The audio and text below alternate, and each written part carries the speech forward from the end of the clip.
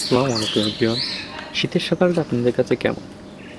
এই যে কুয়াশা ভেজা আচ্ছন্ন জমিন, তারপর লতা গুল্ম কুয়াশায় ভরা, তারপর শীতের সকালে সকালে উঠে ব্যায়াম করা, এক্সারসাইজ করবে, আপনারাও করতে পারেন। এটা খুবই দারুণ লাগে আমার কাছে।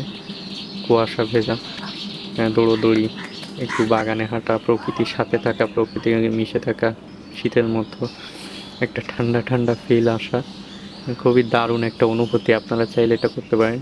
আমি কিছুদিন এই যে বাগানের মধ্যে হেঁটেছিলাম, ঘুরেছিলাম, তারপর গাছে দাঁড়িয়ে একটু নিঃশ্বাস নিচ্ছিলাম। শীতের সকালটা এক অসাধারণ অনুভূতি। এই অনুভূতি খুবই ভালো লাগা। এবং শীতের কুয়াশার মধ্য দিয়ে জ্বলজ্বলে এই লাল সূর্যটা যখন পূর্ব দিক থেকে এভাবে উদিত হবে, তখন সূর্যের আলোয় নিজেকে আলোকিত করবে, তাহলে শরীর মন দুইটাই সুস্থ থাকবে। ধন্যবাদ।